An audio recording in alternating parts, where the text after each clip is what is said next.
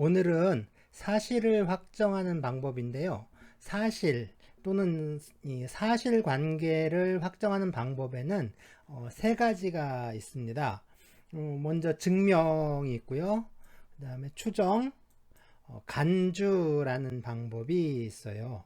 이 증명은 이 객관적인 증거를 들어서 사실의 존재와 또 그 내용을 확정하는 방법이고요. 이것에 비해서 추정은 어떤 사실로부터 다른 사실을 추론해내는 것을 말하고요. 간주는 법에 의해서 어떤 사실이 의제되는 것을 말합니다.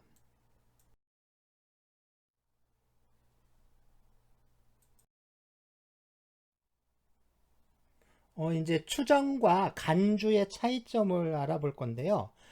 첫 번째는 사실과 반드시 일치해야 하는가 하는 겁니다. 추정은 사실과 일치해야 하는데요. 사실과 일치하지 않으면 추정은 깨지게 돼요. 하지만 이 간주는 꼭 사실과 일치해야 하는 건 아니고요. 오히려 이 실제 사실과 간주된 사실은 서로 정반대일 수가 있습니다. 한번 예를 한번 들어볼게요. 민법 제 862조의 2는 미성년자가 혼인을 한 때에는 성년자로 본다 라고 규정을 하고 있는데요. 이것을 성년의제라고 합니다. 의제는 간주와 같은 뜻이라고 했죠. 그러니까 만으로 19세 미만의 미성년자가 혼인을 하게 되면 이 성년자로 취급하겠다. 즉 성년자로 간주한다 라고 하는 거고요. 또 이 민법 제 1000조 제 3항은 이 태아는 상속 순위에 관하여는 이미 출생한 것으로 본다 라고 규정하고 있는데요. 이것을 출생의제라고 합니다. 그러니까 출생으로 간주되는 거죠. 그러면 이 법에 의해서 간주된 사실은 성년의제의 경우에는 성년, 즉 만 19세 이상이라는 것과 또 이제 태아는 이미 출생했다 라는 사실인데요. 이 간주된 사실들은 그 실제 사실일까요? 실제 사실은 어떤 거죠? 혼인을 한 미성년자의 나이 있죠. 그러니까 미성년자가 혼인을 하더라도 나이는 여전히 만 19세 미만이죠. 만 19세가 되지 않았다라는 게 사실이잖아요. 이게 실제 사실이죠. 이미 출생한 것으로 간주되고 있는 태아, 그죠? 이 태아 역시 아직은 출생하지 않고 있죠. 그래서 엄마 뱃속에 있는 게 실제 사실이죠. 이것처럼 간주된 사실은요, 실제 사실과 다를 수가 있는데요. 대부분, 뭐 거의 대부분은 실제 사실과 상반되는 사실이기도 합니다. 네, 두 번째는요, 반증이 있으면 번복되는가 하는 문제인데요. 반증은 이 사실과 반대되는 증거를 말하죠. 네, 사실과 반대되는 반증이 있다면 추정과 간주는 어떻게 되는가 하는 문제인데요. 네, 반증이 있으면 추정은 번복이 됩니다. 그러니까 추정이 깨지는 거죠. 하지만 간주된 사실은 반증이 있다고 해서 번복되지가 않습니다. 간주는 그것이 실제 사실과 일치하는지 그 여부를 떠나서요. 특정한 사실에 대해서 법이 효력을 부여한 것이기 때문에 간주된 사실과 반대되는 증거가 있다라고 해서 간주된 사실에 부여됐던 법적인 효력이 부인되는 것은 아닙니다. 네, 그렇다면 왜 이렇게 다른 걸까요? 추정은 확실하지 않은 사실에 대해서 이 반대 증거가 제시되기 전까지 그때까지는 좀 진실한 것으로 인정해서 법적 효과를 발생시킨 것에 불과합니다. 그렇기 때문인데요. 하지만 간주는 사실 여부가 중요한 게 아니라 법이 어떠한 사실을 확정하면서 거기에 효력을 부여했다라는 점입니다. 그래서 반증이 있어도 깨지지 않는 건데요. 그렇다면 이 간주와 추정은 어떻게 구분해야 할까요? 네, 법조문의 형식상 추정은 무엇으로 추정한다 라는 문구로 표현되고 있고요. 간주는 보통 무엇으로 본다, 네, 또는 무엇으로 간주한다 라는 형식으로 되어 있습니다. 그러니까 간주를 다른 말로는 의제라고도 부른다고 했는데요. 앞에서 본 조문들처럼 간주는 태어난 것으로 본다, 성년으로 본다 라고 되어 있죠. 네, 이것을 태어난 것으로 간주한다, 성년으로 간주한다 라고 할 수 있고요. 또 성년의제, 출생의제라고 부르고 있습니다. 자, 이제 예를 들어서 철수는 교실에 있다라는 사실을 확정해야 한다라고 합시다. 그러면 이게 어떻게 해야 하는지, 네, 한번 보겠습니다. 먼저 증명인데요. 이 증명은 객관적인 증거에 의해서 사실의 존재나 내용을 확정하는 것이라고 했는데요. 철수는 교실에 있다라는 사실을 증명에 의해서 어떻게 확정할 수 있을까요? 네, 철수는 교실에 있다라는 사실을 어떻게 증명할 것이냐 하는 문제죠. 네, 아주 간단하죠. 교실 문을 열고서 철수가 교실에 있다는 사실을 확인시켜주면 되는 거예요. 이런 게 증명이죠. 증명이란 게 꼭 복잡하고 어려워지잖아요. 그러면 오히려 복잡할수록 또 어려워질수록 증명력은 더 떨어지게 됩니다. 그러니까 아주 간단하게, 아주 쉽고 간단한 거. 그러니까 그게 가장 임팩트 있는 증명인 거죠. 자, 교실 문을 드르륵 열고서요. 철수가 자기 자리에 앉아 있는 것을 딱 보여주는 거. 그것보다 확실한 증명은 없겠죠. 네, 증명은 이렇게 하는 겁니다. 다음은 추정인데요. 추정은 어떤 사실로부터 다른 사실을 추론하는 거니까요. 철수가 교실에 있다 라는 추론을 가능하게 해주는 다른 선행 사실들이 필요하게 됩니다. 더군다나 이 추론을 끌어낼 수 있는 사실은 하나의 사실만으로는 좀 부족하고요. 두 개 이상의 사실이 요구되는 경우가 참 많습니다. 자, 철수가 교실에 있다라는 사실을 어떻게 추정할 수 있을까요? 네, 두 개의 사실이 필요하다고 했는데요. 하나는 이 철수가 교실에 들어갔다라는 사실입니다. 그리고 또 하나는요, 철수가 교실에서 나오지 않았다라는 사실이죠. 바로 이 두 가지 사실에 의해서 우리는 철수가 교실에 있을 것이다 라고 추론할 수 있게 되는 거죠. 다시 말해서 이와 같은 이와 같은 추론을 하려면요, 좀 논리적이고 경험적인 어떤 인과 법칙들이 요구가 되는 거죠. 자, 그렇다면 간주는 어떨까요? 네, 간주는 철수가 교실에 있든 또 없든 아무런 상관이 없습니다. 철수가 교실에 있다고 법이 규정하고 거기에 어떤 법적인 효력을 부여해 버린 거예요. 그러니까 철수는 교실에 있어도 되고 또 교실에 없어도 되는 거죠.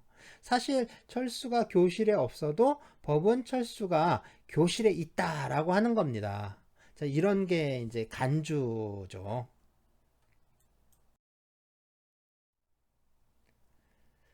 자, 이제 지금 우리는 이제 사실에 대해서 말하고 있는데요.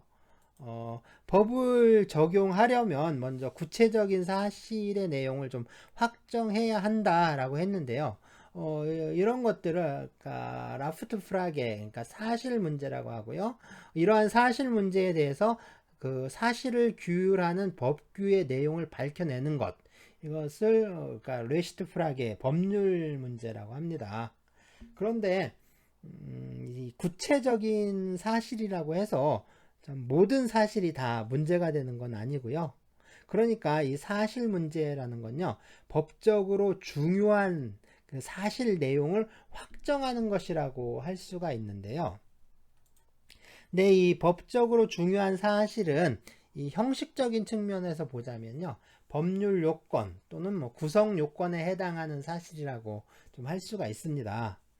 지난 시간에 예를 들었던 게 이 절도죄였는데요. 이 절도죄를 적용하려면 타인의 재물을 절취한 자는 6년 이하의 징역 또는 1천만 원 이하의 벌금에 처한다 라고 정해놓은 이 형법 제329조, 네, 형법 제329조에서 정하고 있는데요. 여기에서 정한 요건에 해당되어야 합니다. 그러니까 여기서 6년 이하의 징역 또는 1천만 원 이하의 벌금을 효과 또는 법률 효과라고 한다고 했고요. 이 법률 효과를 발생시키기 위한 조건으로서 타인의 재물을 절취한 자, 네, 이거를 타인의 재물을 절취한 자를 절도죄 요건 또는 법률 요건 또는 구성 요건이라고 한다고 했습니다. 그러니까 우리가 말하는 사실은요, 실제로 일어났던 사건의 모든 사실이 아니라 그 중에 법률 효과를 발생시키기 위해서 필요한 요건으로서의 사실들을 말하는 것이라고 할 수가 있는데요. 이것을 법률 요건, 구성 요건에 해당하는 사실, 줄여서 요건 사실이라고 말합니다. 다시 말해서 이 요건 사실이 사실인 거죠. 그러니까 법적인 사실이요. 이것이 그러니까 사실의 형식적인 측면이라면요. 사실의 실질적인 측면은 뭐랄까요? 좀 철학적인 면이 있어서요. 네, 좀 골치가 아픕니다. 그래서 네, 그래서 그냥 읽어만 드리겠습니다. 네, 법적으로 중요한 사실은 그 실질적 측면에서는 법의 정의로 귀결되는데 법이란 그 사회의 공동선을 위하여 자연 질서의 근거를 두고 그 사회의 도덕, 관습, 필요성 등 합리적 가치 요소를 반영하는 강제 규칙이므로 이러한 법의 목적인 공동선과 합리성이 그 사회의 합리적 가치 요소들의 견지에서 중요한 사실이다. 또한 형식적 측면과 사실적 측면이 궁극적으로 일치하여야 한다. 라고 합니다. 이게 뭔 얘기냐? 네, 이게 뭔 얘기냐? 이게 뭔 얘기인지 따져볼수록, 그러니까 생각할수록 이게 골치가 더 아파지는 거예요. 예, 좀 양파 껍질 같은 거 있죠? 양파 껍질 까는 거 있죠? 자꾸 깔수록 더 매워지기만 하고 새로운 게 뭐 나오는 건 없잖아요. 네, 좀 그런 측면이 있습니다. 그러니까 뭐 그냥 에이 그렇구나. 뭐 좋은 얘기네 하고 그냥 넘어가면 될 것 같아요.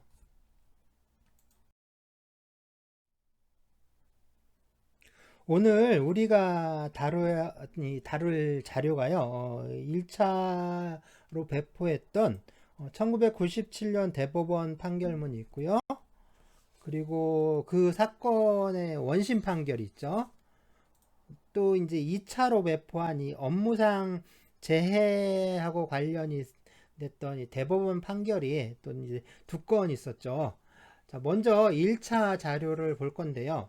원래 이번 강의 파일은 이 비공개로 좀 하려고 했는데 뭐 갑자기 이것만 또 비공개로 하는 것도 이상하고 그래서 공개하는 대신에 최대한 이 개인정보를 노출하지 않고 진행하도록 하겠습니다.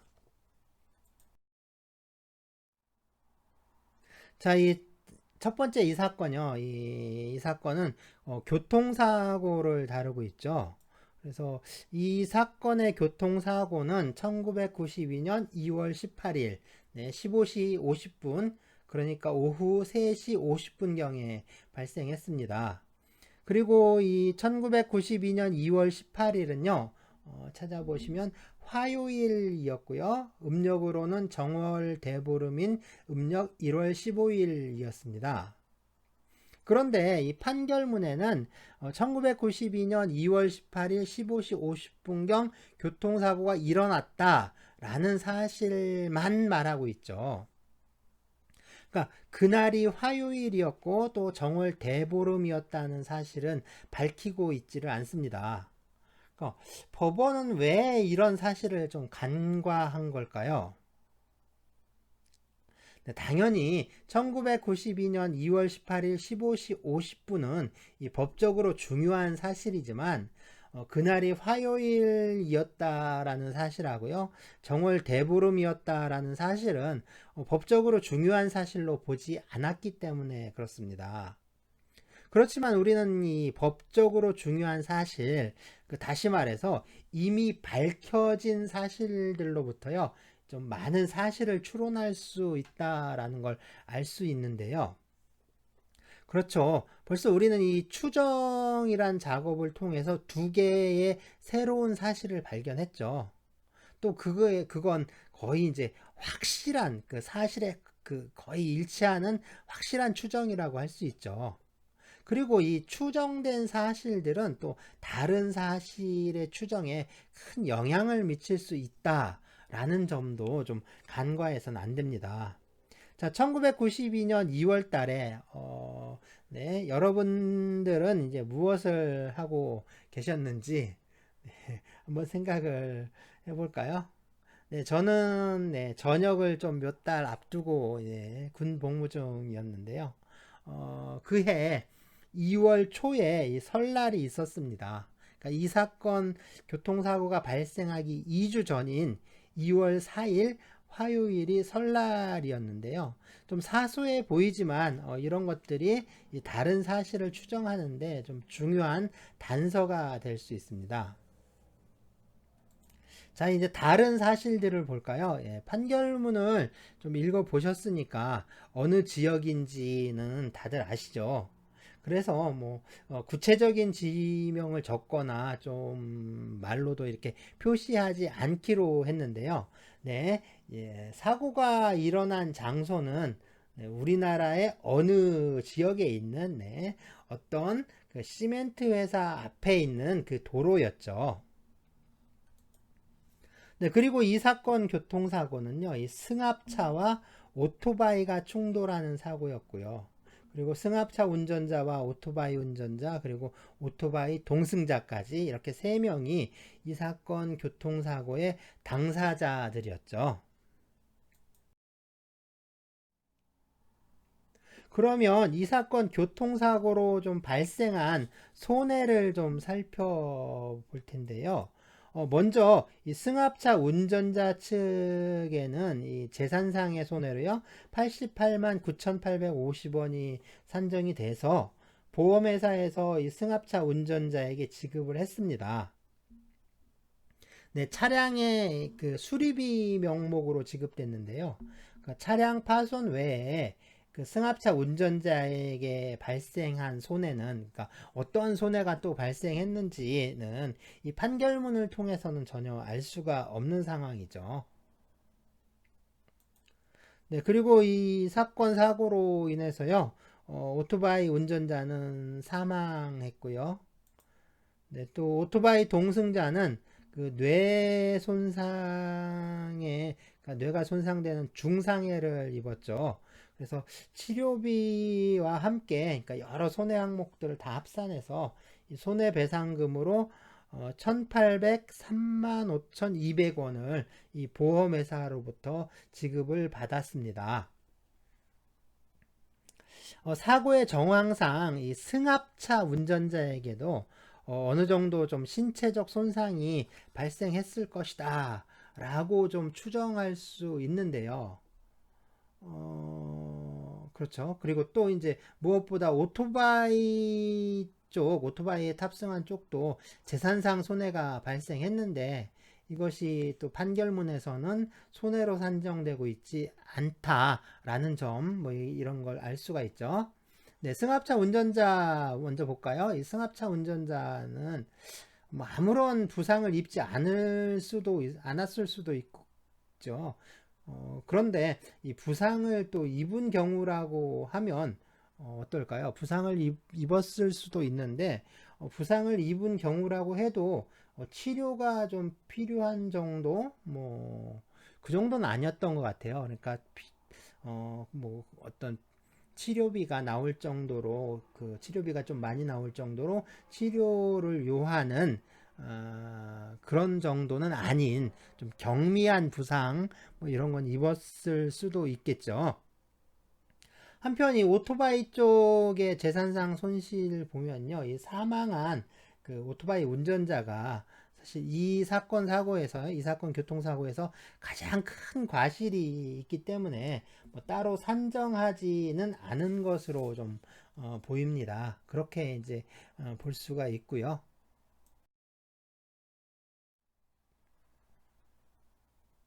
자, 이게 이 사건의 교통사고가 일어났던 그 지점의 지도인데요.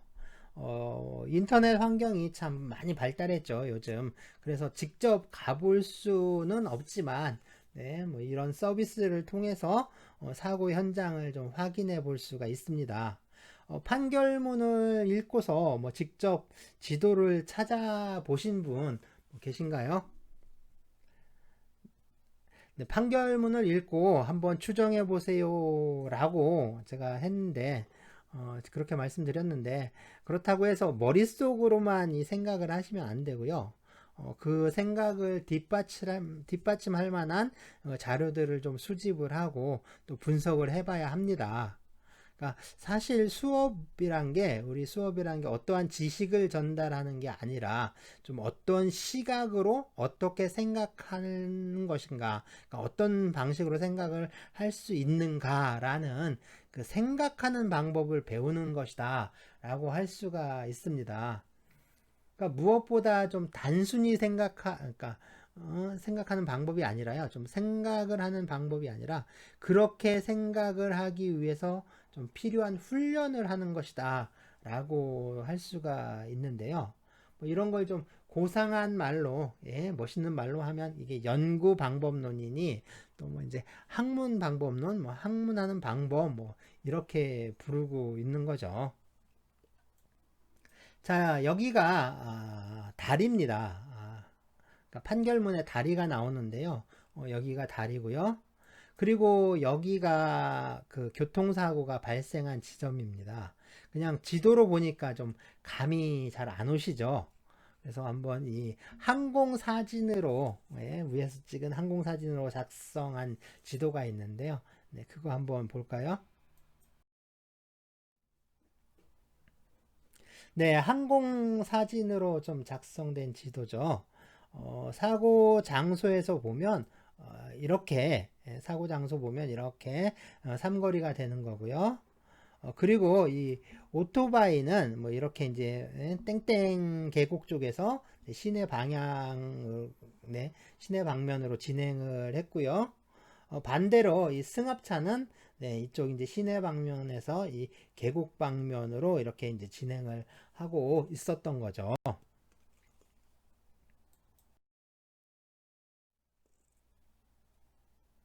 자, 보시면 네, 이 지역인데요. 이 지역이죠. 네, 하급심 판결문을 좀 보시면 이 사건 사고 장소는 승합차 운전자의 운전 차량의 진행 방향 전방으로는 땡땡 계곡으로 가는 도로가 나 있고 우측으로는 모모모 공장 구내로 진입하는 도로가 나 있는 삼거리 교차로의 중심 부분으로서 라고 되어 있죠. 그래서 보시면은 이제 승합차가 진행하는 방향으로 네, 왼쪽으로 살짝 꺾이면서 이제 올라가는 길이 있고요. 그 다음에 오른쪽이라고 했는데 네, 아주 이제 급하게 딱 꺾이죠. 급하게 꺾여서 공장 안으로 이렇게 들어가는 도로가 있고 거기 삼거리에서 이제 사고가 났다는 겁니다. 그러니까 이 삼거리 교차점에서 그러니까 도로가 바로 이제 굽어지는 그 지점에서 사고가 났다 이렇게 이제 볼 수 있는데요. 예, 그리고 이제 보시면은 이 지점으로부터 약 30m 전방에 위치한 다리부터는 좌로 약간 굽은 도로이고 위 사고 지점에 이르기 약 20m 전부터는 중앙선이 그어져 있지도 아니한 곳이다 라고 좀 설명하고 있습니다.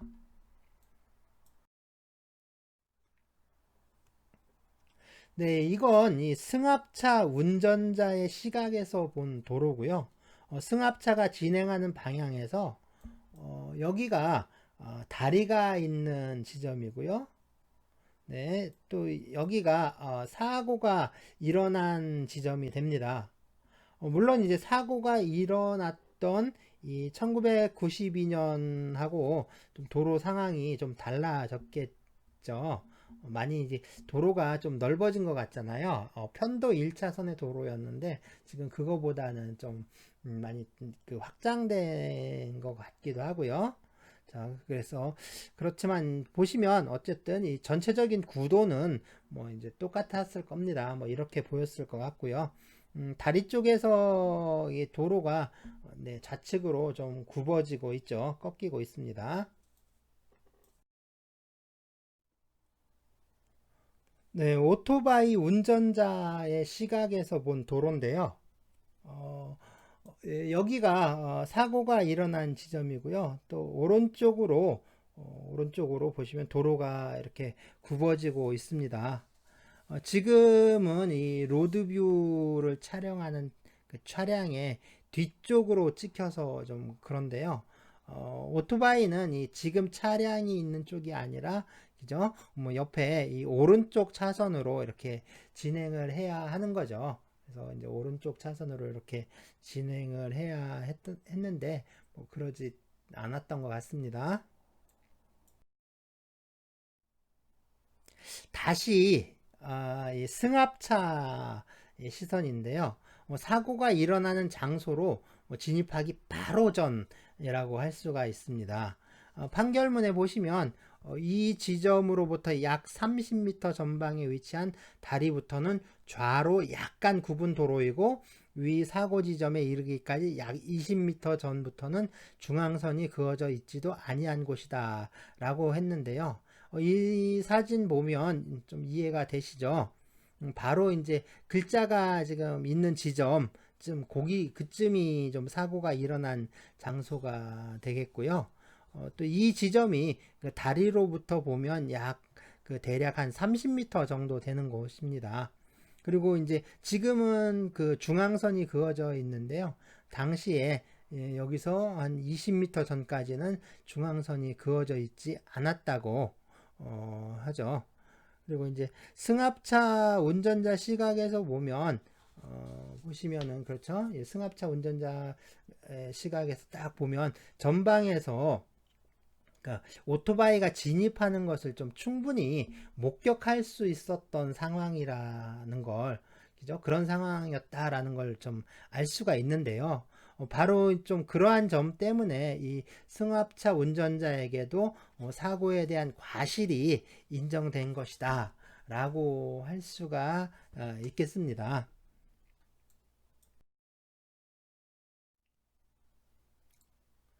자, 사고 현장을 다시 한번 볼까요? 승합차가 뭐 이렇게 진행을 하고 있었죠. 판결문에 의하면요, 이 소외는 소송의 당사자가 아니라는 의미인데요. 그래서 원고와 피고가 아닌 사람들을 모두 소외인이라고 부릅니다. 소외인 이렇게 부르는데요.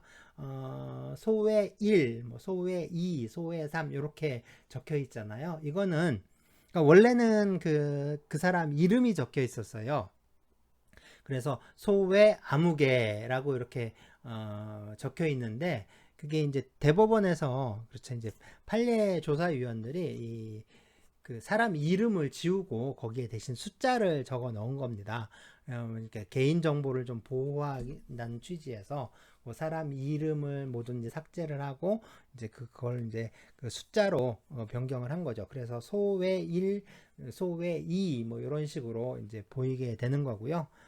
그 다음에 이제 돌아가신 분들이죠. 돌아가신 분들은 그 보통 우리는 이제 고인 해서 고자를 쓰는데 이 법률 용어로 그리고 이제 판례에서는 특히 망이라는 표현을 씁니다. 그래서 돌아가신 분은 망인 이렇게 부르고요. 망아무개 뭐 이런 식으로 표현을 하고 있습니다. 자, 판결문 다시 보면요. 소외 아무개는 1992년 2월 18일 15시 50분경 그 소유의 네, 하면서 이제 차량 번호가 나오죠. 그 다음에 차종이 나오고요. 무슨 차량을 운전하여 그 다음에 이제 사고 장소가 나오는데요. 무슨 시, 무슨 동 소재, 네, 뭐뭐뭐 회사, 후문 앞 편도 1차선의 도로상을 네, 무슨 동 시내 방면에서 땡땡 계곡 방면으로 시속 약 40 내지 50km로 진행하고 있었고 라고 합니다. 이 사건 도로 보시면은 네, 그렇게 이제 뭐 빨리 간 건 아니죠. 빨리 간 건 아니고 좀 천천히 갔다라는 느낌이 드는데요. 어, 도로가 좀 일직선이었죠. 일직선이었고 그 다음에 이제 좀 지금 좀 넓히긴 했겠지만 그래도 뻥 뚫려 있는 상태니까 좀 더 빨리 갈 수 있었는데 40 내지 50km라면 정말 이제 이렇게 빨리 가지도 않고 어느 정도 이제 속도로 진행을 했던 것 같습니다. 네, 그리고 이 오토바이는요, 이 방향으로 진행을 했었죠. 그래서 판결문에도 소의 오토바이 운전자는 뒷좌석에 소의 동승자를 태우고 응응응응 네, 오토바이 그 차량 번호 나오고요. 125cc 오토바이를 운전하여 승합차 운전자와 반대 방향으로 그곳을 진행하고 있었다라고 합니다. 오토바이는 뭐 이렇게 이제 오른쪽으로 방향을 틀어서 네, 진행을 했어야 했는데요. 그러지 못하고 이렇게 진행을 한 거죠. 그래서 판결문 보면 승합차 운전자는 위 사고 당시 시속 약 40 내지 50km로 진행하다가 약 50m 전방에서 오토바이 운전자가 오토바이 뒷좌석에 동승자를 태우고 핸들을 비틀거리며 과속으로 위 다리를 건너오는 것을 목격하였음에도 네, 경적을 울려 주의를 환기시키거나 미리 급정차하는 등의 사고 방지를 위한 적절한 조치를 취하지 아니하고 그대로 교차로에 진입한 잘못으로 그리고 이제 오토바이 운전자는 이 사건 사고 당시 시속 약 100km로 사고 장소인 우로 약간 굽은 삼거리 교차로를 주행하다가 오토바이 핸들을 미처 우로 꺾지 못하고 가상의 중앙선 부분을 넘어 진행한 잘못으로 사고를 일으켰다. 라고 하고 있습니다. 네, 또 보시면 승합차 운전자와 오토바이 운전자는 자동차 우측 범퍼 부분과 오토바이 앞바퀴 부분을 들이받게 하여 오토바이 동승자로 하여금 네, 좌측 전두, 측두 및 두정부 경막 하열종, 중증 뇌자상 등을 입게 하고 네, 승합 차량을 수리비 금 88만 9,850원을 요할 정도로 파손시키는 사고를 일으켰다. 네, 그리고 오토바이 운전자는 사고로 인하여 사망하였다. 라고 좀 하고 있습니다. 네, 다리에서 이 사고 지점까지 약 30m 정도 된다고 했고요.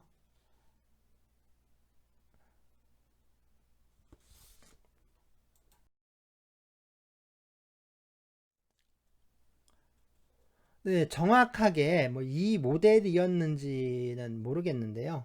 뭐 당시 뭐 오토바이 제품이라고 하면 이 효성 스즈키하고 이 대리몬다 제품들이 좀 나오고 있었는데요.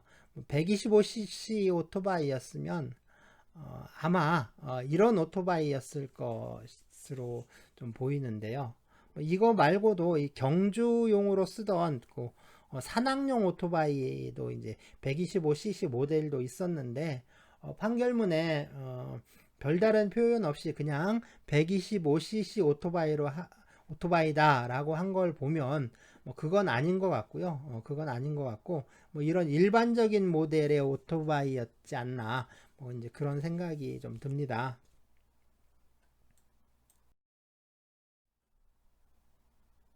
네, 승합차인데요. 이 모델이라고 좀 생각하시면 될 것 같아요. 뭐 사고 차량이 이제 슈퍼 디럭스라고 했는데 어쨌든 이건 그냥 일반 모델인 것 같습니다.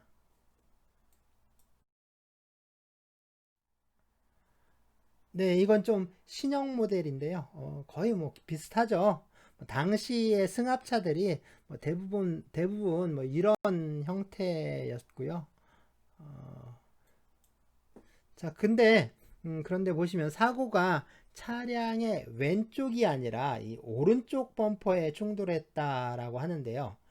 이건 오토바이가 오른쪽으로 방향을 틀었어야 하는데 이제 그런 시도가 없었다 또는 못했다라는 뜻이기도 합니다. 그러니까 차량을 발견을 하고 오른쪽으로 방향을 좀 틀려고 했으면 이 사고는 차량의 왼쪽 차량 승합차 차량 왼쪽이나 그죠? 지금 앞에 쭉 보이는 왼쪽 부분이나 아니면 또 앞부분이라면 이 왼쪽 범퍼와 부딪힐 확률이 좀 높거든요.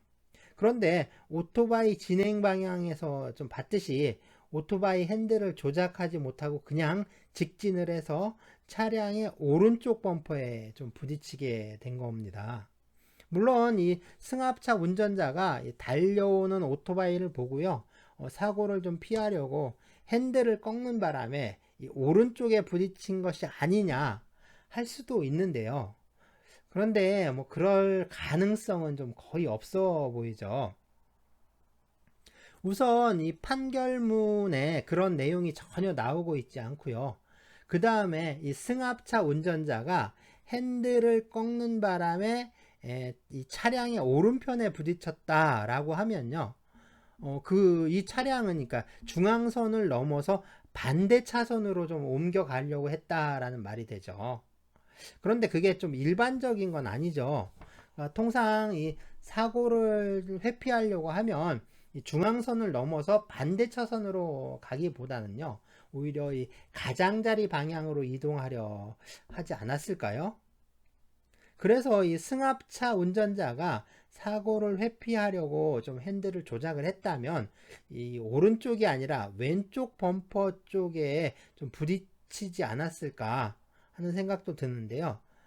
네, 무엇보다도 이 굉장히 큰 사고였죠. 굉장히 큰 사고였는데도 승합차 운전자의 어떤 부상에 관한 내용이 전혀 나오고 있지 않는다라는 점입니다.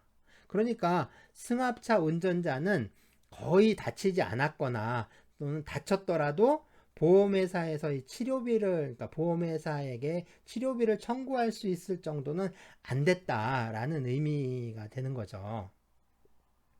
네, 만약에 이 오토바이 운전자가 핸들을 조작해서 오른쪽으로 방향 전환을 시도했거나 또는 이 승합차 운전자가 사고를 회피하려고 그 핸들을 좀 조작을 했다면 네, 승합차 운전자도 좀 크게 부상을 입었을 확률이 높았는데 그러지 않았기 때문에 이 승합차 오른쪽 범퍼 쪽에 충돌을 한 거고요.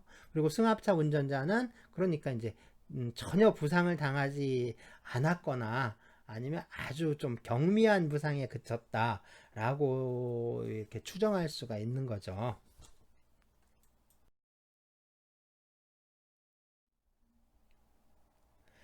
네, 그래서 승합차 시각에서 보면요, 오토바이가 이제 이렇게 진행을 한 겁니다.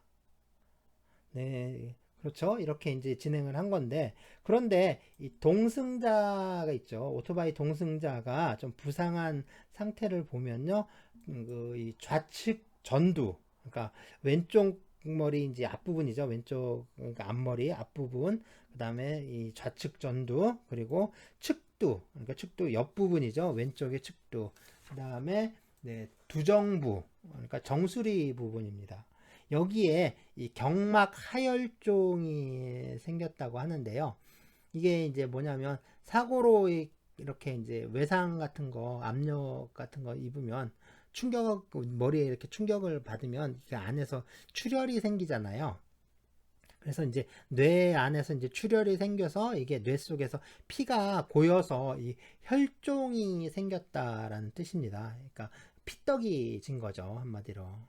네, 그리고 또 이제 중증 뇌 자상을 입었다라고 했는데요. 이 뇌 자상은 그 외상에 의해서요, 이 뇌 조직에 출혈이나 아니면 손상이 생긴 상태를 말하는데요.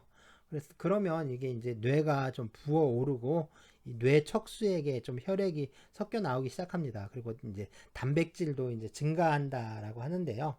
네, 그러면 사람이 이제 의식을 잃고 혼수 상태가 될 수도 있고요. 심하면 곧바로 이제 사망에 이르게 된다고 합니다. 네, 그리고 이제 살아남는 경우에도 심한 후유증이 남는 경우가 많다고 해요.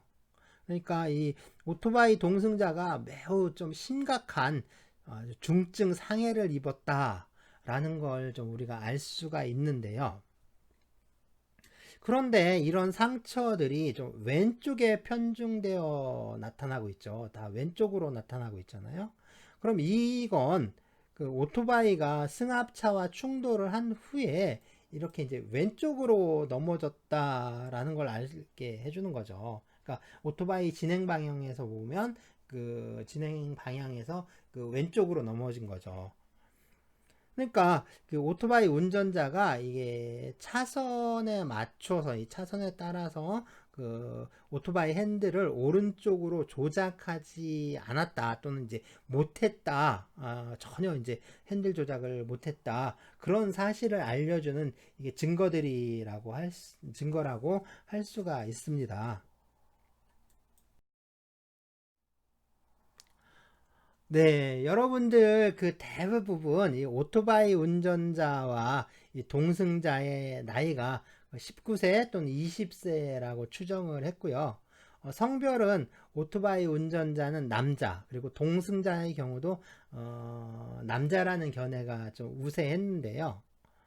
네, 이 운전자와 이 동승자의 성별이 어떻게 될지 좀 가능한 그 경우의 수 이걸 뽑아 보면요. 그 남자와 남자, 그리고 여자와 여자, 그 다음에 남자와 여자, 여자와 남자, 이렇게 네 가지밖에 없습니다. 그런데 좀 많은 분들이 좀 간과하고 있는 점이, 간과했던 점이 운전자가 사망을 했는데, 네, 운전자가 사망을 했는데 동승자가 살아남았다는 점입니다. 오토바이 사고에서 이 운전자와 동승자 중에 누가 더 사망할 확률이 더 높을까요? 자, 운전자가 사망을 했는데 동승자가 살아남는 거, 이거는 아주 네, 거의 일어나지 않는 아주 희소한 확률입니다. 거의 일어나지 않는 일이죠. 대부분 오토바이 사고 보면요, 운전자보다 동승자가 사망할 확률이 훨씬 높고요. 운전자가 사망했다면 뭐 거의 100% 가깝게 이 동승자도 함께 사망을 합니다. 그러니까 지금처럼 운전자가 사망했는데 동승자만 살아남았다, 이건 거의 기적에 가까운 일이라고 할 수 있는 거죠. 자, 이런 경우요. 이런 경우는 네, 딱 한 가지 경우일 수밖에 없습니다. 그러니까 충돌 시에, 그러니까 사고가 날 때, 충돌할 때 이 운전자의 몸이 그 동승자한테 전달되는 그 교통사고의 충격을 완화를 시켜줬기 때문에 동승자가 살아남을 수 있던 거고요. 뭐 이런 경우는 어떤 경우냐면 그 운전자와 이 동승자가요, 아주 밀착된 형태로, 그러니까 한 몸처럼 움직였기 때문에 그런 일이 좀 가능했던 것이다 라고 할 수가 있습니다. 그런데 이런 경우는요, 이 동성끼리는 그 일어나질 않아요. 동성끼리 그렇게 밀착하지도 않죠. 근데 밀착되어 있었다, 아주 가깝게 밀착되어 있었다 하더라도요, 이 충격을 받게 되면, 그러니까 충격이 생기면 바로 쉽게 떨어져 버립니다. 그럼 이 동성애자가 아니었느냐, 뭐 동성애자일 수도 있지 않느냐, 뭐 이런 얘기를 하기도 하는데요. 그 동성애자들도 마찬가지입니다. 그 외부 충격 받으면 그냥 곧바로 떨어지게 돼요. 마찬가지로 이 여자가 그 운전자이고 그 남자가 그 뒷좌석 동승자인 경우 있죠. 이런 경우도 마찬가지입니다. 그러니까 외부 충격이 딱 가해지면 둘이 딱 밀착되지 않고 그냥 떨어져 버리는 거예요. 그러니까 동승자가 운전자보다 그러니까 먼저 사망하게 되고요. 더 많이 사망하게 되죠. 그래서 이 운전자가 사망을 했는데 동승자가 살아남을 수 있는 이 유일한 이 경우의 수는요, 운전자가 남자이고 동승자가 여자일 때만 좀 발생하는 현상이라고 합니다. 그러니까 사고가 나면 이 동승자인 여자가 운전자인 남자를 더 세게 끌어안게 되는 거예요. 그래서 둘이 더 강하게 밀착되는 상태가 되고요. 그런 상태에서 충격을 받는 거죠. 그럼 이때 동승자는요, 이게 운전자의 몸이 좀 충격을 완화시켜주는 역할을 하기 때문에 그만큼 생존 확률이 높아지는 거라고 할 수가 있죠. 그래서 이 사건 경우 보면요, 오토바이 운전자는 남자, 동승자는 여자라고 추정할 수가 있습니다. 그래서 오토바이 사고에서 운전자가 사망했는데 동승자가 살아남은 경우, 이런 경우는 남자와 여자 케이스밖에 없다라고 해요.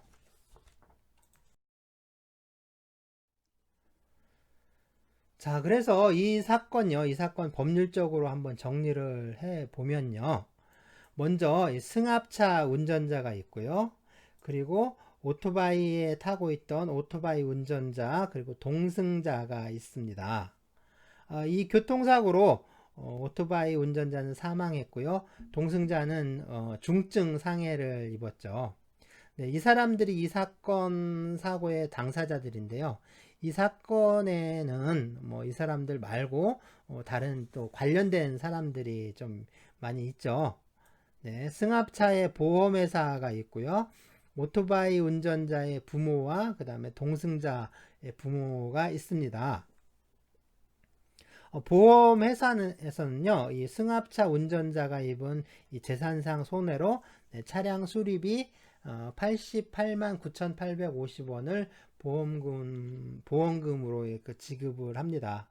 그리고 동승자가 입은 상해에 대한 치료비를 포함해서 손해배상금으로 1,803만 5,200원을 또 지급을 하죠.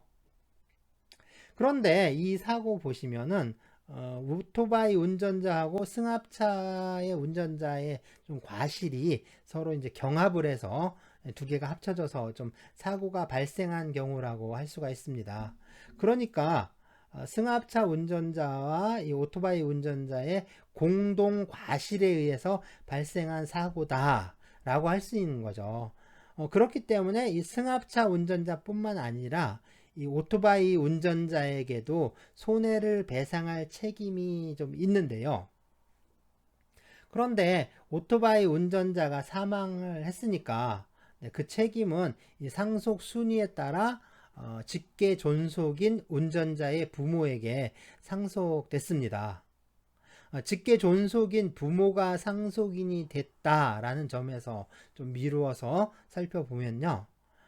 상속 순위가 1순위가 직계 비속, 2순위가 직계 존속, 그리고 3순위가 형제 자매 뭐 이런 식으로 내려가는데요. 그리고 배우자가 있는 경우에는 배우자는 직계 비속이 있으면 직계 비속과 직계 비속이 없고 직계 존속이 있으면 직계 존속과 공동 상속인이 됩니다. 그러니까 순위가 같아지는 건데요. 이 사건에서 보면 오토바이 운전자의 경우에 그 운전자 부모가 곧바로 상속인이 됐다.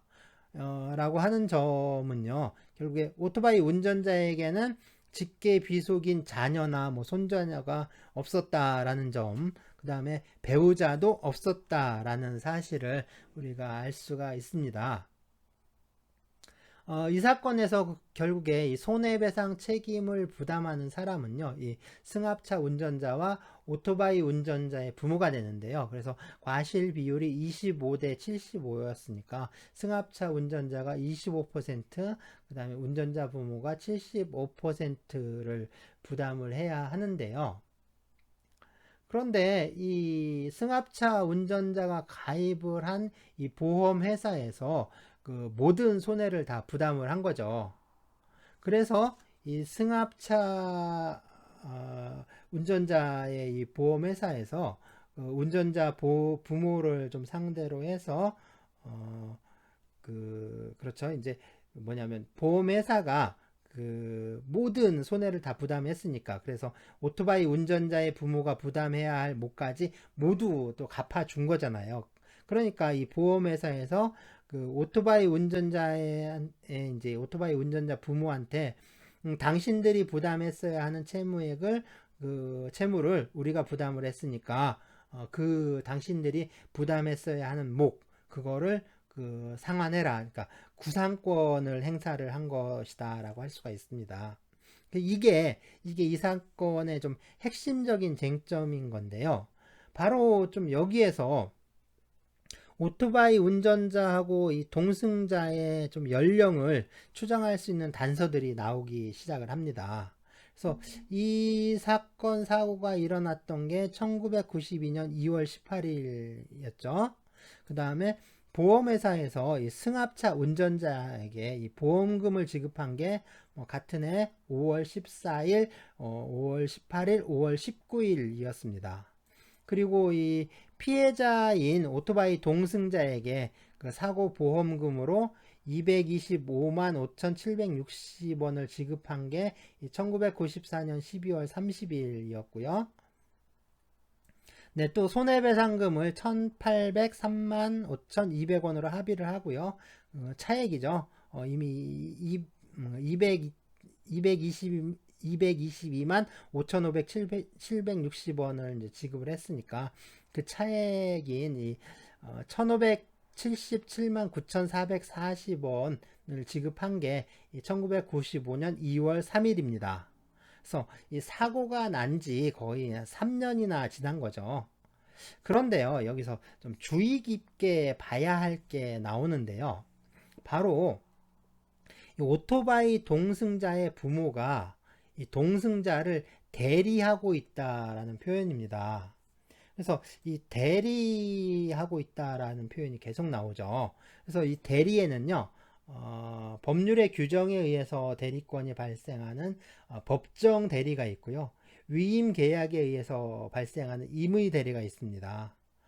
그럼 이게 법정 대리인지 뭐 임의 대리인지는 잘 나오지 않는데요. 어쨌든 판결문 내용을 한번 볼까요? 예, 먼저 이 대법원 판결을 보면요. 원심 판결 이유에 의하면 원심은 이 사건 사고 후 피해자인 소의 2를 대리한 소의 3, 소의 4가 소의 2를 대위한 원고로부터 피해자 측이 직접 지급한 치료비를 포함한 손해배상금 일체 명목으로 합계 금 1,803만 5,200원을 지급받으면서 원고와 사이에 향후 일체의 법률상 이의를 제기하지 않기로 합의한 사실을 인정한 다음 이라고 해서 이 대리라는 표현하고요. 이 대위라는 표현이 나오고 있고요. 다음으로 이 하급심 판결문 보면요. 또 원고 회사는 승합차 운전자의 보험자로서 1994년 12월 30일 오토바이 동승자를 대리한 그의 아버지인 소의 아무개, 어머니인 소의 아무개에게 위 사고로 인한 보험금으로 금 225만 5,760원을 지급하고 그리고 1995년 2월 3일 오토바이 동승자를 대리한 아버지, 어머니와의 사이에서 이 사건 사고로 인한 승합차 운전자의 손해배상금 채무를 금 1,803만 5,200원으로 정하고 1994년에 이어서 보시면 1994년에 이어서요. 1995년에도 부모가 대리하고 좀 있습니다. 네, 계속 볼까요?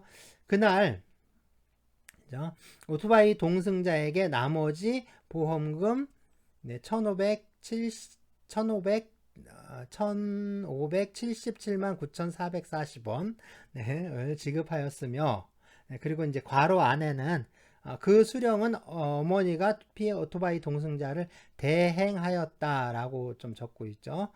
또 이어서요. 오토바이 동승자를 대리한 아버지 어머니는 손해배상금 일체 및 직불 치료비 수령 조건으로 향후 일체의 법률상 이의를 제기하지 않기로 합의서를 작성하여 원고회사에게 주었다 라고 적고 있습니다. 지금도 그렇지만요, 이 부모가 자녀를 대리하는 것은 자녀가 미성년자인 경우라고 할 수 있는데요. 자녀가 미성년자가 아니라면 부모가 자녀를 대리할 이유가 거의 없죠. 대행이라는 표현도 나오는데요. 자녀가 성년이라면 부모가 어떤 사무를 대행하기는 하지만 거의 대리하지는 않습니다. 이 사건에서 어머니가 그 보험금 수령을 대행했다라고 하는 건요, 금전의 수령이 그 법률 행위가 아니라 사실 행위이기 때문에 그렇습니다. 어쨌든 부모가 대리를 하고 있는데 사고가 일어난 지 3년이 지난 이 1995년 2월까지 대리를 하고 있죠. 또 이게 임의 대리라면 그 대리권을 수여한 임의 대리라면, 그러니까 그 오토바이 동승자가 성년자로서 그냥 대리권 위임 사무를 위임해서 대리권을 준 거라면 굳이 아버지와 어머니 두 명에게 동시에 그 대리권을 줄 이유가 없는 거죠. 한 사람에게만 대리권을 줘도 되거든요. 그런데 여기서 계속 그 동승자의 아버지, 어머니가 그 대리를 했다라는 건요. 이게 뭐냐면 그 친권은 그 부모가 공동으로 행사하도록 하고 있습니다. 그러니까 이 아이가 있으면, 미성년 자녀가 있으면 이 미성년 자녀에 대한 어떤 그 대리권 있죠. 법정 대리권은 부와 모가 함께 갖고 있어요. 그러니까 그 대리인이 부모가 다 대리인이 되는 거죠. 그러니까 이것만 보더라도 이거는 임의 대리가 아니라 그 부모가 법정 대리인이라는 걸 알 수가 있고요. 이 부모가 법정 대리인이 되는 거는 그 자녀가 미성년자인 경우라고 할 수가 있습니다. 그러니까 미성년자이기 때문에 부모가 그 자녀를 대리하고 있는 것이다 라고 할 수가 있는 거죠. 그런데 보시죠. 이제 그때 1990년대만 하더라도요. 우리 이제 성년기는 만 20세였습니다.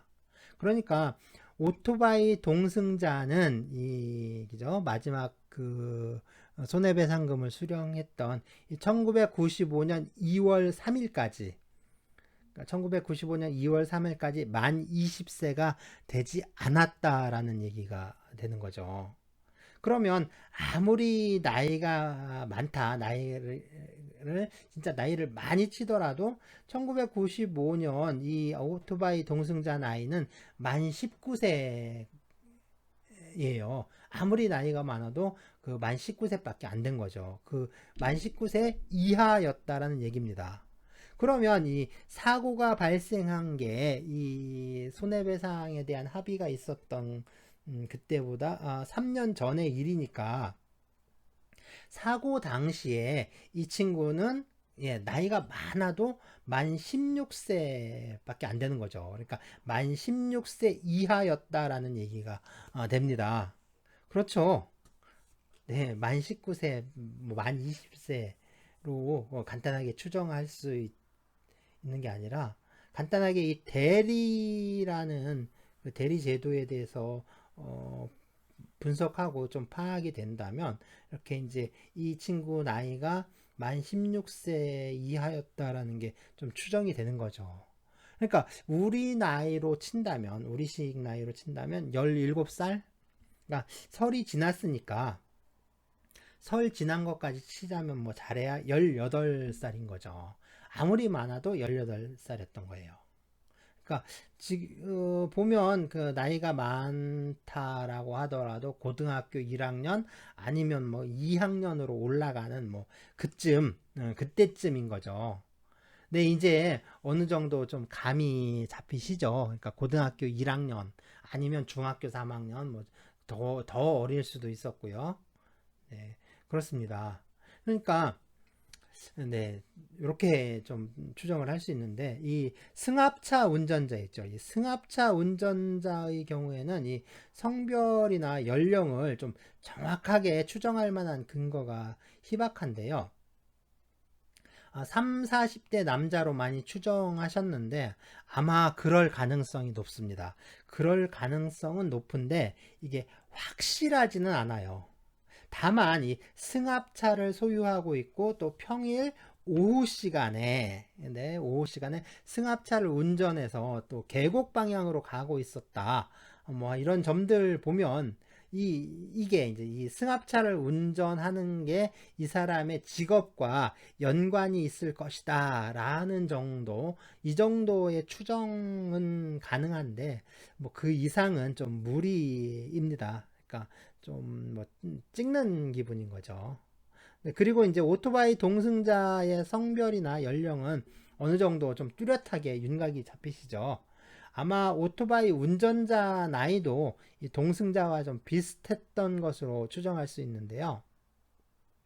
또 이게 평일 오후 시간이고 또 2월 18일이니까 2월 18일이었는데 화요일이었죠. 그러니까 학교 수업이 끝났거나 또는 이 봄방학을 좀 했던 거라고 볼 수가 있습니다. 그래서 판결문에 보시면 오토바이 운전자가 오토바이 뒷좌석에 동승자를 태우고 핸들을 비틀거리며 과속으로 다리를 건너왔다 라고 표현한 걸 보면 오토바이 운전이 좀 상당히 미숙한 상태였다라고 볼 수가 있습니다. 물론 이제 음주 상태였다, 술 마신 음주운전 했던 거다라고도 볼 수 있는데요. 그런데 이제 음주 상태에서 오토바이를 운전을 했다면 그 과실 비율이 좀 많이 달라졌겠죠. 그렇기 때문에 이 판결문에 음주운전을 했다라는 사실이 기록될 수밖에 없습니다. 그런데 그런 기록이 없다라는 건 이 음주운전은 아니었던 것 같고요. 그러니까 좀 운전 미숙으로 볼 수 있는 여지가 좀 더 크다. 이렇게 이제 할 수가 있겠죠. 자, 이런 것들이 이제 사실인데요. 어떤 사실이든지 우리가 직접 경험하지 않는 이상 우리는 그 실제로 일어났던 일을 알 수가 없습니다. 우리가 이제 실제 일어났던 일은 알 수가 없는데요.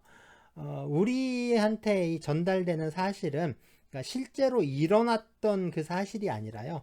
사실을 전달하는, 즉 전달자에 의해서 해석된, 그러니까 한번 해석된 사실입니다. 그러니까 우리는 그 전달자의 시각을 거쳐서 그 전달되는 그 어떤 그 일단 해석된 사실을 듣게 되는 거죠.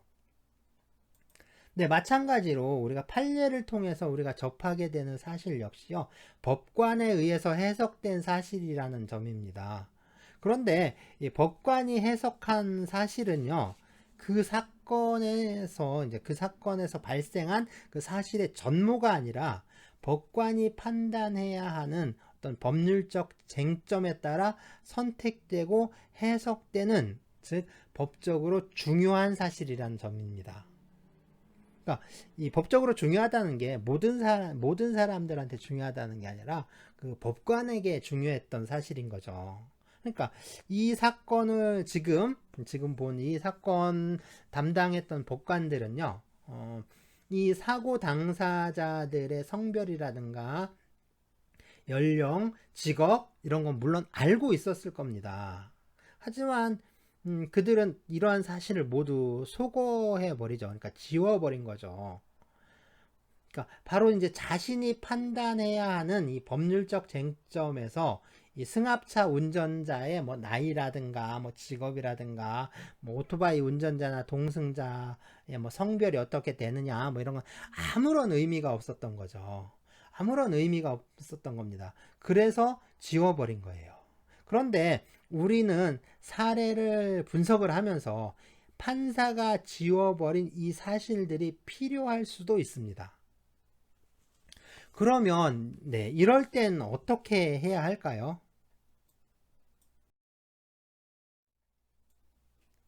네, 판례를 분석할 때는 무엇보다 그 최우선적으로 해야 하는 게요, 이 사실관계를 파악하는 작업입니다. 이게 핵심이라고 할 수가 있는데요. 네, 판례를 통해서 드러나게 되는 사실은요, 이 당사자 간에 좀 다툼이 없거나 또는 이미 증명된 사실인 거죠. 또한 이 법관에 의해서 해석된, 그리고 법적으로 중요한, 즉 법관에게는 법적으로 중요한 사실들입니다. 그런데 이건 그 법관이 법률적 쟁점에 따라서 해석한 사실이기 때문에 이 다른 사람의 시각에서 보면 좀 다르게 보일 수가 있어요. 뭐 이렇게 된 경우 그러면 우리는 이 법관이 제시한 사실, 이런 법관이 제시하고 있는 이 사실들을 그 해체를 시켜서요, 원래 있었던 사실에 좀 가깝게 그 재구성하는 작업을 할 필요가 있습니다.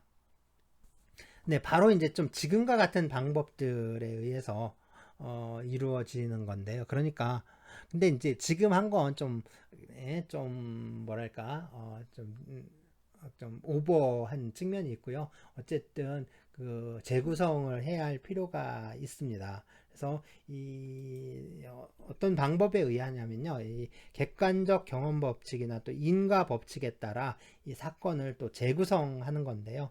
그렇게 해서 좀 더 그 풍부한 사실관계를 좀 확보할 수가 있는 거죠. 다음은 이 그 사실이 그 내포하고 있는 법률적 문제가 무엇인가, 다시 말해서요, 법률적 쟁점이 무엇인가를 파악하는 게 핵심입니다. 뭐 이것처럼 좀 사실관계를 재구성하고 뭐 여기에서 이제 법률적 쟁점을 뽑아내는 것이 가장 좀 중요한 문제인데요. 사실상 뭐 사례 연구라든가 이 판례 분석이라고 하면요, 이 사실관계와 쟁점 파악에 달려 있다. 그러니까 사례 연구나 판례 분석의 핵심, 뭐 가장 키포인트는요, 이 사실관계, 그 다음에 쟁점 파악에 좀 있다라고 해도 지나친 말은 아닙니다. 그러면 네, 쟁점 파악을 어떻게 하는가 하는 문제인데요.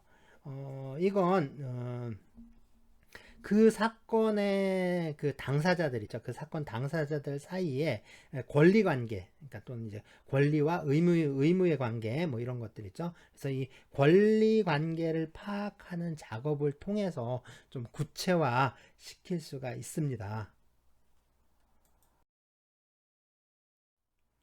네, 이 다른 판례가 두 건이 더 있었는데요. 2차로 나눠드린 자료 있죠? 두 건이 있었는데, 모두 이제 업무상 재해에 관련된 판결들이었죠. 그래서 이 사건들의 좀 사실관계를 한번 그 분석을 해볼 필요가 있는데요. 좀 찾아볼 필요가 있습니다. 그래서 먼저 2020년 판결을 좀 정리를 해보면요. 이 사건의 노동자는 만 62세였습니다. 그리고 업무상 재해 사고가 발생했던 사업장에서 7년 8개월을 근무를 하고 있었죠. 근무 형태를 보면요, 주기적으로 좀 주간 근무와 야간 근무를 반복하는 그런 근무 형태를 보이고 있었는데요. 어, 그러니까 이제 2주 동안 주간 근무하고 또 2주 동안은 그 야간 근무를 하고 이렇게 반복해서 진행하는 형태로 근무를 하고 있었죠.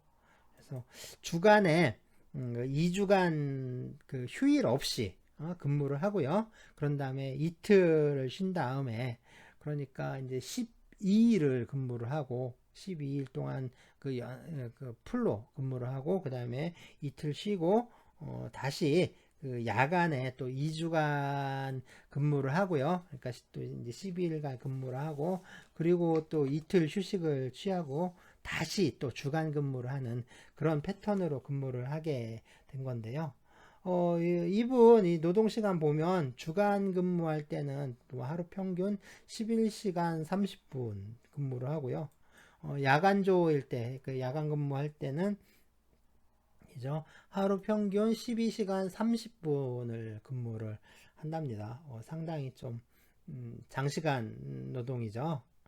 자, 1차적으로 이제 그 업무상 재해 사고가 발생한 날 기준으로 했을 때 그 12주 그 전 12주 동안 평균 했을 때 그 평균 노동 시간이 주당 64시간 해당했고요. 또 이제 그 4주만 평균했을 때 주당 66시간 해당할 정도였으니까 좀 상당히 장시간 노동에 종사했다라고 할 수가 있습니다. 일주일에 주당 그렇죠. 그 24시간에서 26시간을 더한 거니까요. 네, 상당히 오래 한 거죠. 네, 그러던 중에 그 2018년 2월 8일 주간 근무를 마치고서요, 20시 40분경에 호흡곤란으로 좀 병원에 후송됐고요, 1차로. 그 다음에 2018년 2월 22일 18시 38분경 야간 근무 도중에 화장실에서 좀 쓰러진 상태로 발견이 돼서 병원으로 옮겨졌는데요. 19시 45분경에 좀 사망을 하게 됩니다. 그리고 이분의 사망 원인으로 한 게 직접 사인은 심폐정지. 그래서 심폐정지요. 심장과 폐 기능이 멈췄다라는 뜻이죠. 네, 그리고 이게 중간 선행 사인으로 이제 급성 심부전 의증이라고 했는데요. 심부전은 당연히 심장이 제대로 기능하지 않는 것이고요. 의증은 이 확실한 진단이 아니고 좀 의심이 된다라는 의미입니다. 그러니까 이 급성 심부전이 의심된다라는 의미인 거죠. 네, 또 선행사인은 허혈성 심질환. 네, 이 허혈성 심질환은요, 심장 근육에 혈액 공급이 좀 부족해져서 생기는 질환인데요. 네, 협심증이나 심근경색 같은 질환이 이 허혈성 심질환에 해당합니다. 그러니까 이분이 좀 사망에 이르게 된 원인은요, 협심증으로 인해서 급성 심부전이 왔고, 또 그로 인해서 심정지가 초래됐다라고 볼 수 있는 거죠. 자, 그런데 뭐 이미 좀 앓고 있었던 질병들도 꽤 있었어요. 이미 이렇게 이미 앓고 있었던 질환, 그러니까 병력이라고 하죠. 이 병력을 기왕증이라고 합니다. 네, 이분이 앓았던 질병이 그러니까 원발성 고혈압, 고혈압을 앓고 계신데요. 이 고혈압이 그 발병한 어떤 뚜렷한 원인을 알 수 없다. 그런 의미가 바로 원발성이라고 합니다. 1차성 고혈압이라고도 하고요. 그 다음에 상세불명의 협심증. 네, 협심증은 그 심장 혈관이요, 이 동맥경화증이라든가 뭐 혈전, 뭐 경련 수축 같은 뭐 이런 원인들에 의해서요 협착이 돼서 이 심장 근육에 그러니까 허혈, 그러니까 피가 제대로 공급되지 않아서 나타나는 질환인데요. 상당히 이제 통증이 심하죠. 이런 그 협심증, 이 협심증이 저 상세불명이다라고 하는 건요, 아직 그 정확하게 확인되지는 않았다라는 의미입니다. 그래서 이제 상세불명의 천식, 뭐 호흡곤란, 네, 보통 이 심장 질환이 생기면요, 폐 기능도 같이 나빠집니다. 그래서 심장 질환이 생기면 폐 기능도 나빠지고 곧바로 또 신장, 그 콩팥 있죠? 콩팥 기능도 많이 손상이 돼요. 그래서 이 심장 이상이 있으면 호흡곤란도 오고 천식이라든가 이런 게 특히 이제 심한 기침 같은 게 동반하기도 합니다. 네, 기관지 확장증. 이거는 이제 기관지 벽이 손상이 돼서요, 영구히 그 늘어나 있는 상태를 말합니다. 다시 이제 그 줄어들진 않죠. 수축성 또 우혈성 심부전이라고 했는데요. 역시 심장이 제 기능을 하지 못하는 게 심부전증인데요. 이 수축성 심부전은 그 심장의 수축 기능에, 그러니까 그 쥐어 짜는 거 있죠. 쥐어 짜는 기능에 이상이 생기는 걸 말하고요. 우혈성 심부전은요, 심장이 그 제 기능을 못하니까 그 폐라든가 아니면 다른 조직으로 이 혈액이 그 모이는 질환을 말합니다. 사실 뭐 이 정도의 건강 상태였다면, 그러니까 언제 이 심장이 멎을지 모르는 참 위험한 상태였다고 할 수가 있는데요. 지금 보시면 이 돌연사 위험이 상당히 높은 상태였다라고 할 수가 있습니다.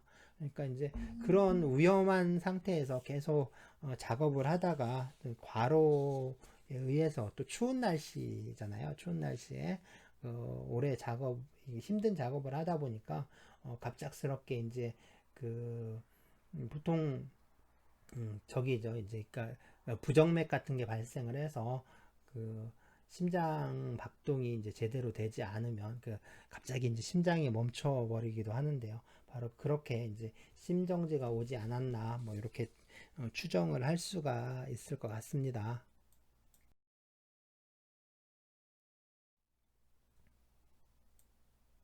자, 이제 다음 사례인데요. 다음 2018년 판결입니다. 자, 이 사건에서 이 업무상 재해로 사망한 노동자는요, 도장공이었고요. 2015년 11월 30일 고용이 됐습니다. 그리고 같은 해인 그 12월 16일 16시 30분경, 오후 4시 30분경에 업무상 재해 사고로 사망하게 됩니다. 근무 형태를 보면요, 7시에 출근해서 업무를 좀 시작을 했고요. 하루 평균 노동 시간은 8시간 30분 가량입니다. 근데 이제 업무의 특성상 보면 상황에 따라서 그 재량껏 또 휴식을 취하고, 그러면서 이제 고정된 휴식 시간 같은 게 없는데요. 이분은 그 사망한 당일에도, 그러니까 이 업무를 시작한 지 그렇게 오래되지 않아서, 그러니까 경력이 좀 짧은 거죠. 경력이 짧으니까 이게 남들 좀씩 쉬어야 되는데, 그러니까 쉬는 걸 이제 못 찾아서 그냥 쉬지도 못하고 계속 일을 하게 된 거죠. 그래서 이 사망한 그날도 이제 점심 식사를 하고 휴식도 없이 곧바로 작업에 투입돼서 이제 하루 종일 일만 한 거죠. 그리고 이제 이분 경력이 없었다라고 했는데, 그래서 경력이 좀 짧아서, 내 이제 처음에 들어오면 힘든 일부터 다 도맡아서 해야 되잖아요. 그러니까 이 도장 작업만 하는 게 아니라, 그러니까 페인트 칠만 하는 게 아니라 이 페인트 통들을 또 다 운반을 하는 그 작업까지 하는 거죠. 그런 이제 운반 작업까지 같이 담당을 했다라고 합니다. 거기다 이제 16일 동안 일을 했는데, 이 16일 동안 일을 하면서 그 쉰 날, 그러니까 휴일은 딱 하루뿐이었고요. 더군다나 이 사망한 당일에 이 사건 현장이, 그러니까 이 사건 사고가 일어났던 그 현장의 최저 기온이요, 그 섭씨 영하 3도, 그 다음에 최고 기온이 섭씨 영상 4도였는데, 뭐 이 기온이 그 전날에 비해서요, 그 체감 온도가 10도 이상 급격하게 낮아진 상태라고 합니다. 그리고 이제 이분이 일했던 장소, 근무했던 장소가 건물 복도 부분인데요. 여기, 그러니까에는 건물 복도 쪽으로는 창문이 아직 설치가 되지 않아서 그 외부의 강한 그 찬바람에 계속 노출된 채 이 작업을 해야 했다라고 합니다. 네, 그러니까 사망한 그 원인이요. 추정된 사망 원인인데 심근경색의증이었고요. 또 이제 원발성 고혈압 있었고, 그 다음에 불안정 협심증과, 그 다음에 순환계통과 호흡계통, 그러니까 이제 심장과 어떤 폐기능에 어떤 발생한 어떤 증상 때문에 계속 진료를 받아왔다라고 합니다. 역시 어떤 심장 질환이 있었던 것으로 좀 많이 추정할 수가 있죠.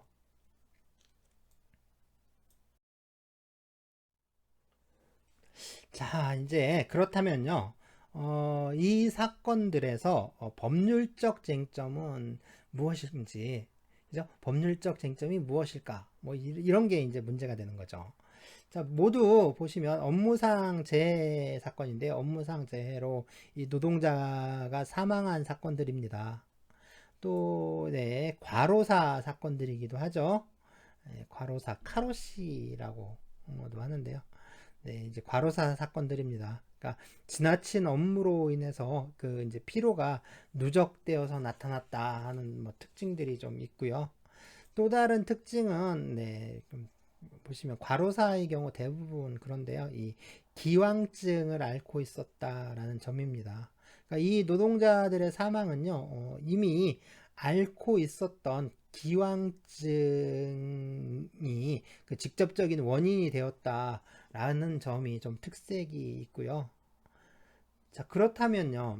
그렇다면 이 사건에서의 법률적 쟁점은 무엇인지, 네, 무엇인지. 네, 뭐 지금 말한 뭐 과로사라든가 기왕증 같은 것도요, 이 법률적 쟁점과 관련은 있어요. 관련은 있는데 이 자체를 법률적 쟁점이라고 하기는 좀 어렵고요. 이 사건의 좀 사실관계만큼이나 그렇죠. 이 사실관계에서 이 법적인 쟁점을 좀 포착을 해서 그 끄집어내는 거, 잡아내는 게 참 상당히 중요합니다. 네, 그래서요, 다음 주에는 이 법률적 쟁점 찾기입니다. 그래서 다음 주에 법률적 쟁점에 대해서 수업을 진행하는데요. 오늘자 이제 그 4주차 출석 과제를 안 했는데요. 네, 이제 다음 주에 추석 연휴가 시작이 됩니다. 그래서 온라인 수업이다 보니까 저희 같은 경우 따로 시험 기간도 없고요. 물론 이제 시험은 보지 않는데 그러니까 학부 시험 기간에는 다 같이 이제 좀 어, 쉴 수가 있었는데 뭐 시험 기간이 없어지다 보니까 네, 쉬지도 못하고 계속 이어지니까요. 그래서 이제 추석 연휴를 전후해서 하루를 쉴까 합니다. 물론 이제 대학원 수업만 하루 쉰다는 거고요. 수업 대신에 이 수업에 쓸 판례 자료들을 좀 선별하는 작업을 할까 하는데요. 네, 물론 이제 판례 선별은 제가 하는 겁니다. 네, 제가 하는 거고요. 이미 좀 많이 알려진 판례들이 아니라 이번에 좀 새로운 판례들을 찾아볼까 합니다. 그래서 수업에 좀 새로운 판례를 가지고 수업을 진행하는 게 좀 재미가 있을 것 같아서요. 한번 판례를 좀 찾아볼까 하는데, 네, 그러면 네, 추석 전하고요. 추석 후 그러니까 어느 날 언제 쉬는 게 좋을지 하는 거죠. 그러니까 추석 전하고 추석 후 언제 쉬는 게 좋을지. 그러니까 이번 주 출석 과제는요. 그래서 추석 전인 9월 29일하고 추석 후인 10월 6일 중에서 쉬고 싶은 날짜를 적어 주시면 됩니다.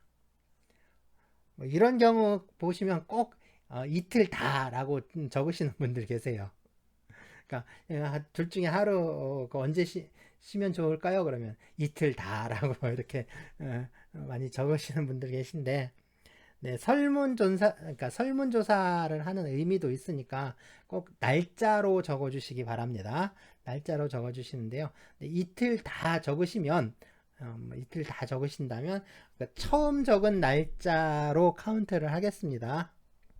만약에 그냥 그 진짜 한글로 이틀 다 뭐 이렇게 적으신다면 그냥 그 대다수의 의견에 따르겠습니다. 그리고 대다수의 의견에 따르기 좀 힘들다 뭐 그 뭐 동일하다라거나 뭐 다뭐 좀 그 출석 과제 제출이 좀 뭐 적다 그래서 결정하기 어렵다 하는 경우에는 제가 임의로 제가 이제 재량껏 그 지정을 하겠습니다. 쉬는 날을.